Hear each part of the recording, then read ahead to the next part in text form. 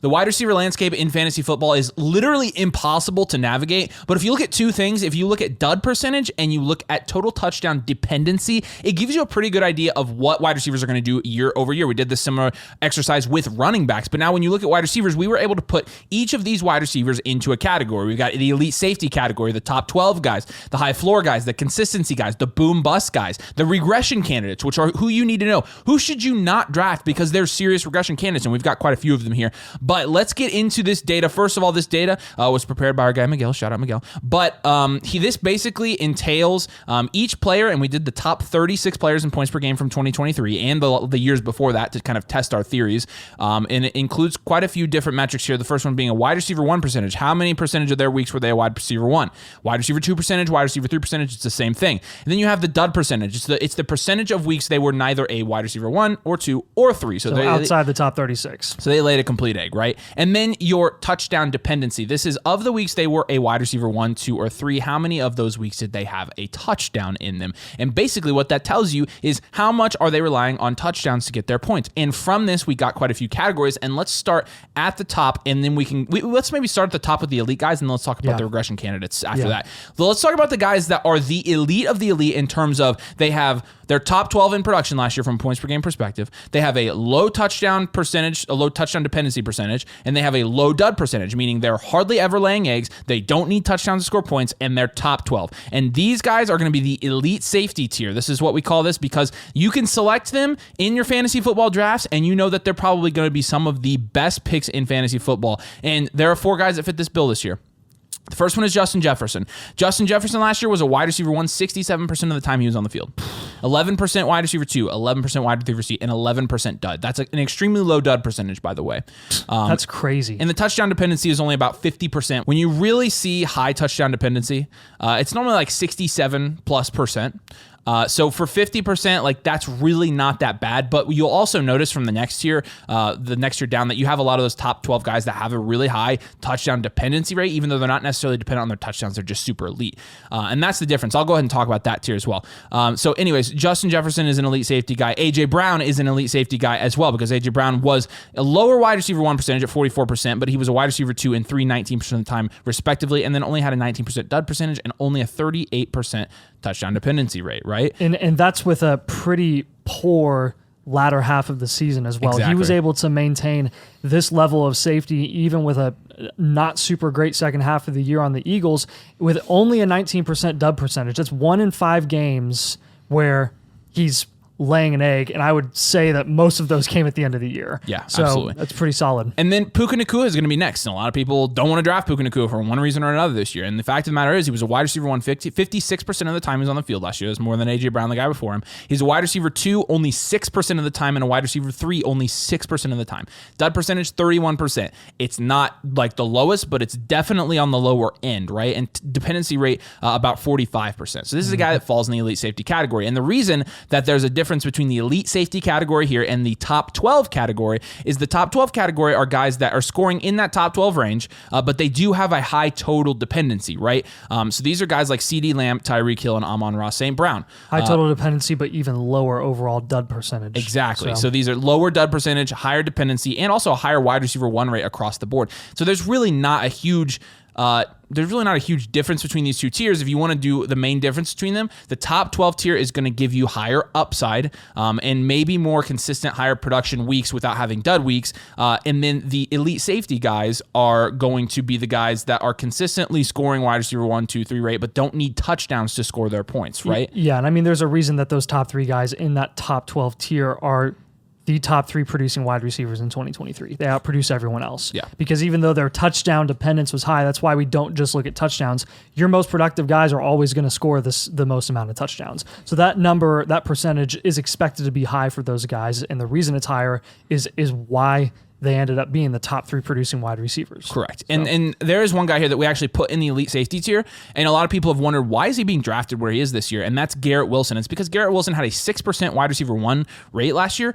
47% wide receiver 2 rate. 47%. In that situation, he was a wide receiver 2 50% of the time. Not even a wide receiver 3, 6% wide receiver 3 as well. His dud percentage was around 40%, so not super high at all, but his total dependency on touchdowns 30%, which is fairly low. This is a guy that does not need touchdowns to produce and is also extremely consistent. So we consider him a safe pick this year because his ceiling is going to be raised by Aaron Rodgers playing this year. So between those guys, you've got CeeDee Lamb, Tyreek Hill, Amon-Ra St. Brown, Garrett Wilson, Puka Nacua, A.J. Brown, and Justin Jefferson. Okay, so those are the guys that are in the top 12 or elite safety tiers. The notable omissions there, at least for this year, guys that are going like in the first, second round. Jamar Chase is the most obvious one. He did not fall into one of these tiers, and we'll talk about where he falls in just a second.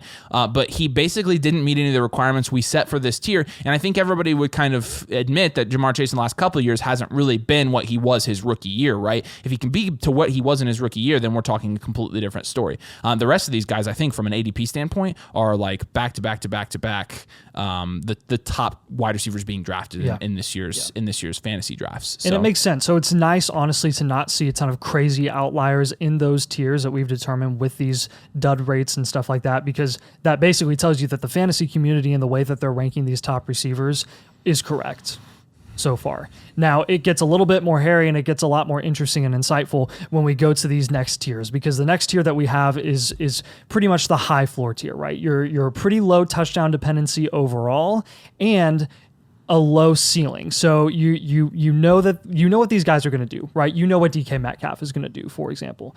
But he's really not going to get a ton of high-end wide receiver 1 weeks, maybe one in every 5 weeks, once a month. But outside of that, what really are you expecting?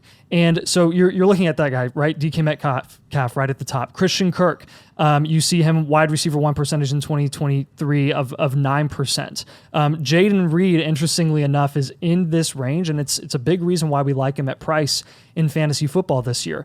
What you do notice about these guys, Chris Olave in this tier as well, is that most of them have capped ceilings.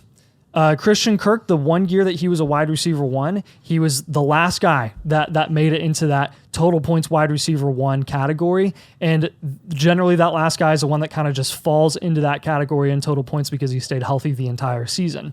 And then you see regression when he goes down with injury in 2023. Jalen Waddle struggled with injury. His efficiency went way down because he went from averaging 18 yards per catch to 14 yards per catch, and again, the injury and less touchdowns. But what you see with all these guys, again, when you look at their wide receiver 2 rate, their wide receiver 3 rate, even their dud rate, it's all very evenly spread out across the board.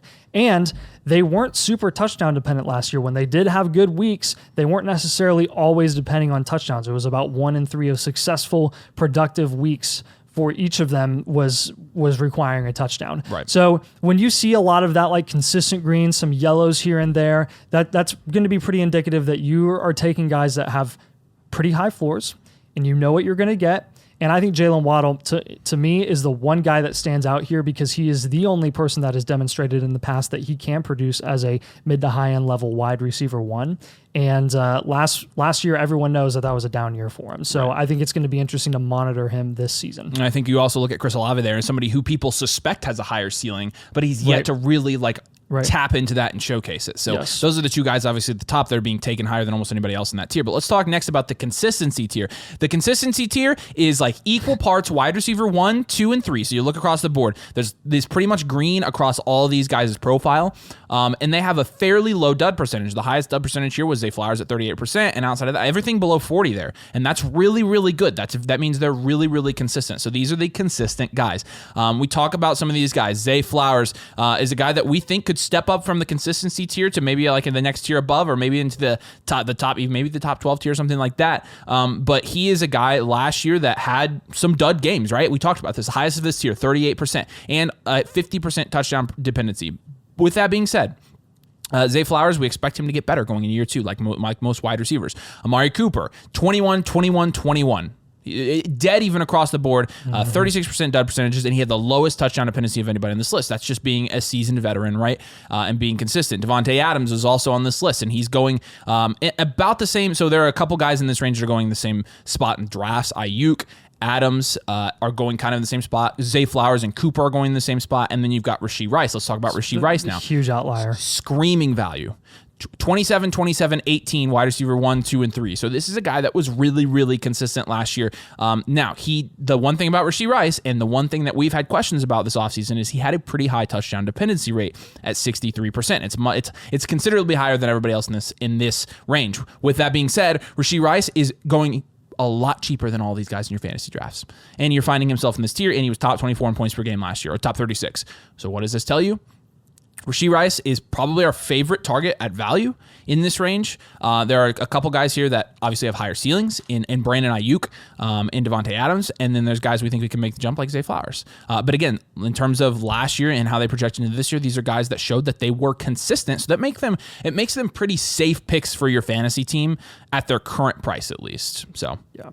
And I think it's kind of encouraging to see Brandon Ayuk even in this tier a little bit, because you're looking at him as a guy who is potentially a regression candidate like Jalen Waddle was heading into 23 with his, again, high yards per reception and things like that. But you've got to look at the entire picture, and you got to look at all angles here. And I think with Ayuk, he's shown that, you know, if he's only laying a dud 1 in every 5 games, that's a lot more promising for me in a Shanahan offense where we still expect him to be playing for San Francisco in 24 despite all of the noise. If he goes to a different situation, it's a different conversation, but it's probably going to be positive regardless. So I do think he's a little bit more safer than I do think he's a little bit more safe than we've given him credit for at times. And I'm more confident taking a shot on him at price than I was taking a shot on Waddle at price in 2023. I agree. So the next tier that we're going to have here is going to be boom bust. And a lot of big names are going to be in here that Jamar Chase is in this boom bust tier, right? He wasn't in our top 12 tier. He wasn't in our elite safety tier.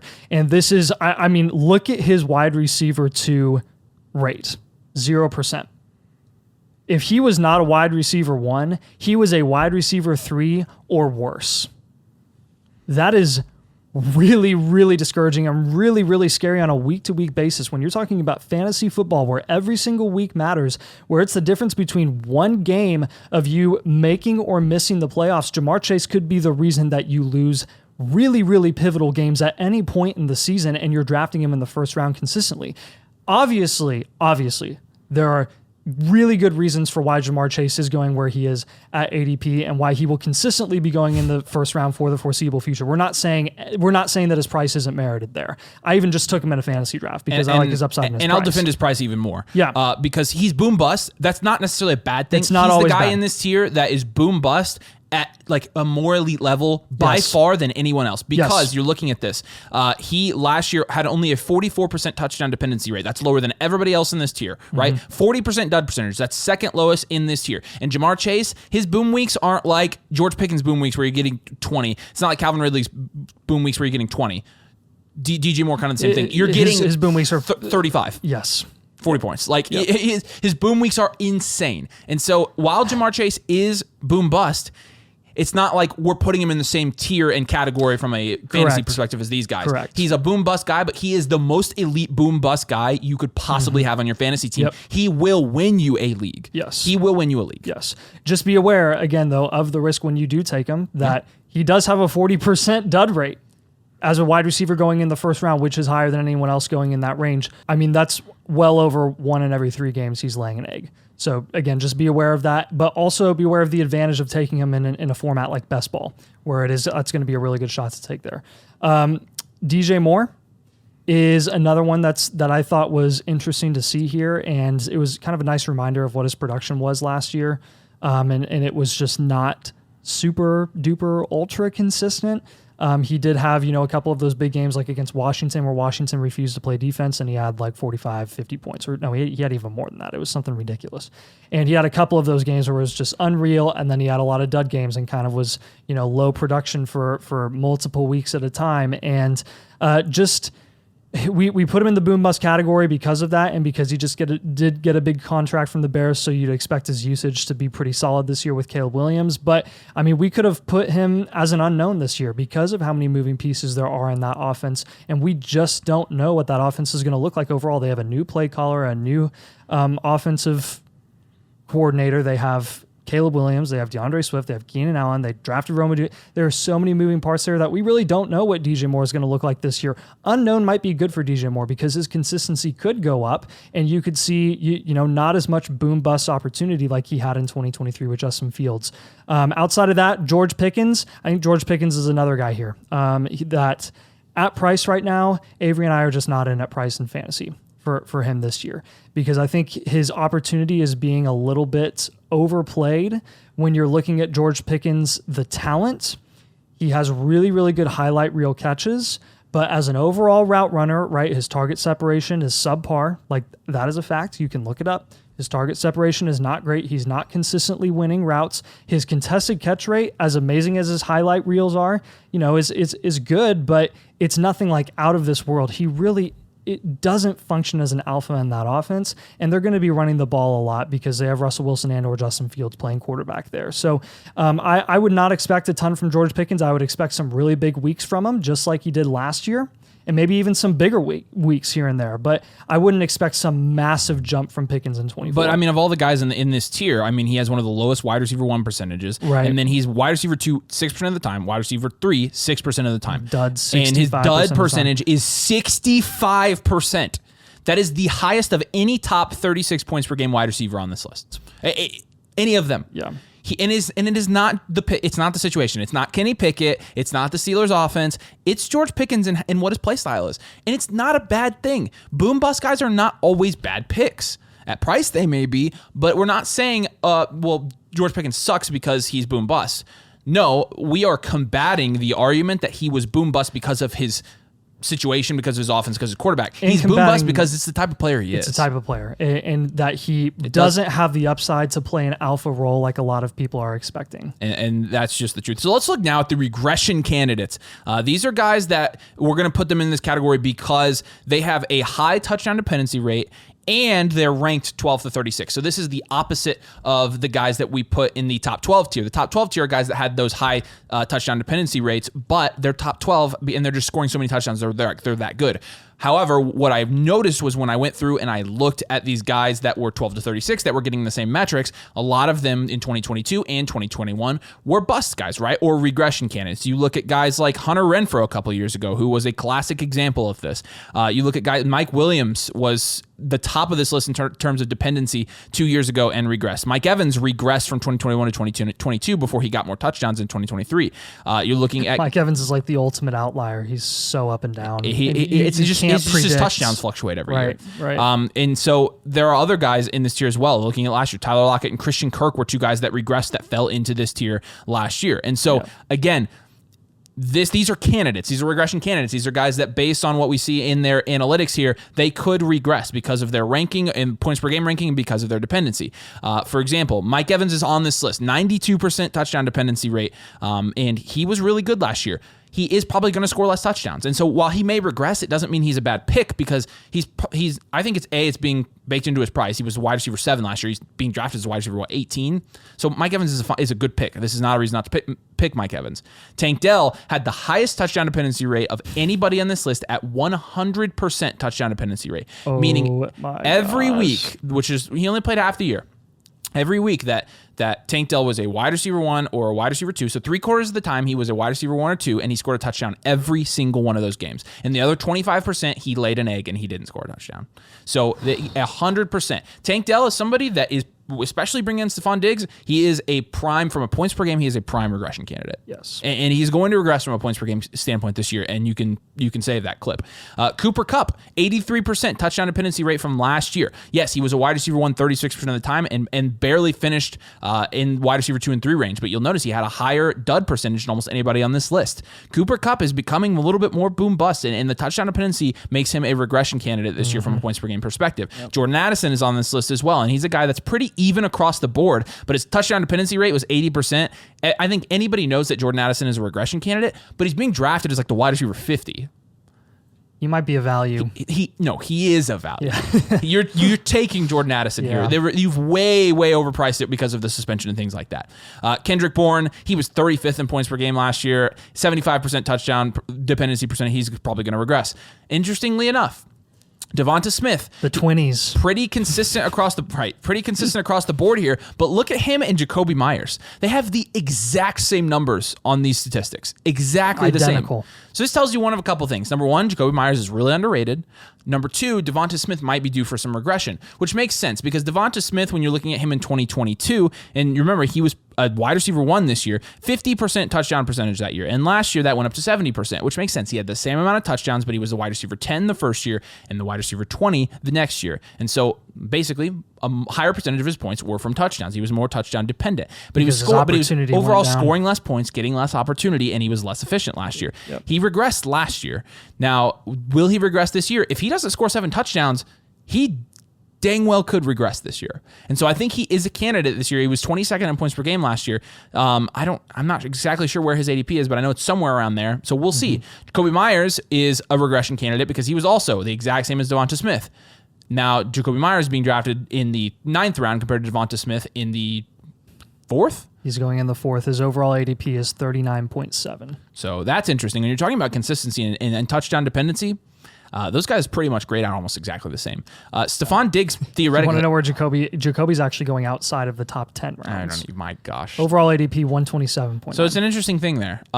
Two guys that are equally likely to regress, in my opinion, which you can disagree with that. But Stephon Diggs, he was a wide receiver 1 38% of the time last year. He was not a wide receiver 3 ever. So he's a wide receiver 1 or 2 65% of the time, and the rest of it he had a dud percentage of 38. And this is all before even mentioning the situation change. Yeah. And the competition that he hasn't really ever had in his career. So I think it's definitely fair to say that there is significant regression to come from Stephon Diggs.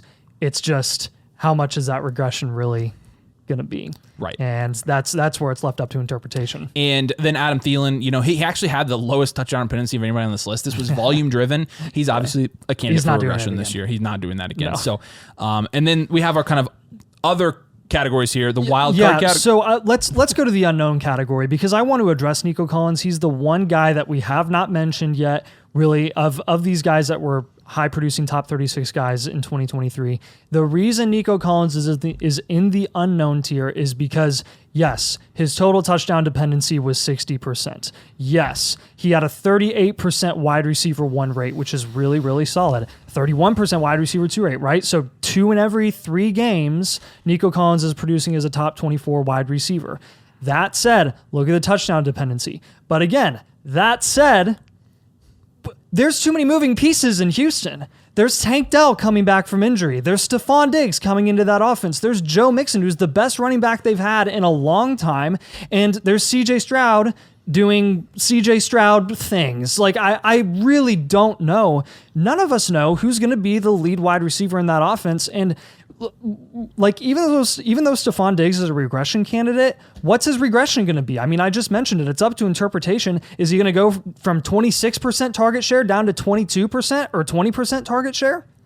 If he's getting 20% target share, which is a insane amount of regression over a year, like that's expecting a lot of regression. That's expecting a ridiculous amount of regression. Like, he's taking away from Nico and Tank Dell. They're all taking away from each other. So at the end of the day, would I be shocked if Nico Collins ends up being a low-end wide receiver 1 and outproduces all the guys in that offense? No. Would I be shocked if he was a mid to low-end wide receiver 2? No.